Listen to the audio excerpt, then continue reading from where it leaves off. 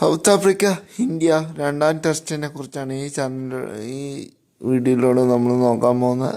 ഇപ്പോൾ ചാനൽ ആദ്യമായിട്ട് കാണുകയാണെങ്കിൽ സബ്സ്ക്രൈബ് ചെയ്യുക.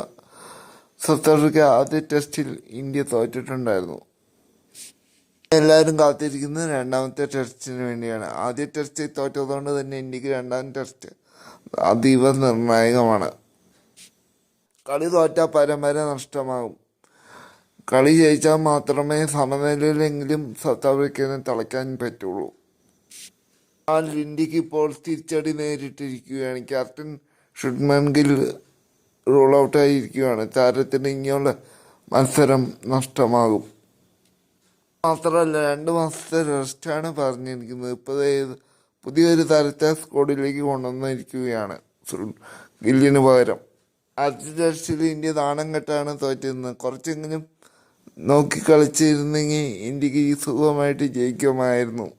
6 റൺസിനാണ് ഇന്ത്യ തോറ്റത്. ടാർജറ്റാണ് ഇന്ത്യക്ക് എടുക്കാനുണ്ടായിരുന്നത്. അതുപോലും ഇന്ത്യക്ക് നേടാൻ കഴിഞ്ഞില്ല. ഇവിടെയാണ് കോഹ്ലിനെ പോലെ ഒരു താരത്തെ നമ്മൾ മിസ് ചെയ്യുന്നത്. ഗില്ലിന് പകരക്കാരൻ ഇപ്പോൾ വരും എന്നാണ് റിപ്പോർട്ട്. അതാരാന്ന് വ്യക്തമല്ല. ചിലപ്പോൾ സസ്പെൻഡ് പ്രഖ്യാപിക്കും എന്നാണ് റിപ്പോർട്ട്. ഒരുപാട് പേര് മലയാളി താരം സഞ്ജുവിനെ ടെസ്റ്റിലേക്ക് എടുക്കാൻ ആവശ്യപ്പെടുന്നുണ്ട്. മുൻ ക്രിക്കറ്റ് താരങ്ങൾ ഉൾപ്പെടെ. അന്ന് BCCIക്ക് സഞ്ജുവിനോട് താല്പര്യമില്ല. സഞ്ജു ടെസ്റ്റിൽ വന്നാൽ ക്ലിക്കാവും എന്ന കാര്യം ഉറപ്പാണ്. നേരത്തെ സഞ്ജു തന്നെ പറഞ്ഞിട്ടുള്ള കാര്യമാണ് തനിക്ക് ടെസ്റ്റ് കളിക്കാൻ താല്പര്യമുണ്ടെന്ന്.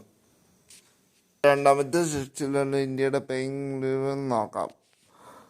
Rahul, Jaiswal, Washington Sundar, Akshar Patel, Rishabh Pant, ദുജുറൽ, Rishabh Bumrah,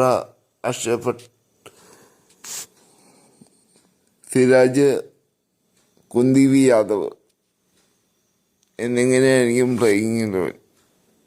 Muhammad Siraj എന്നിങ്ങനെയായിരിക്കും playing 11. അത് മാത്രമല്ല ഗില്ലിന് പകരം എടുക്കാൻ ആരെ ഏൽക്കുമെന്ന് നോക്കി കാണണം. എൻ്റെ ഒരു സാധ്യത ഞാൻ പറയുകയാണെങ്കിൽ സായി സുരേഷിനെ ഏൽക്കാനാണ് സാധ്യത. അപ്പോൾ ഇത്രയാണ് ക്രിക്കറ്റ് വാർത്തകളുള്ളത്.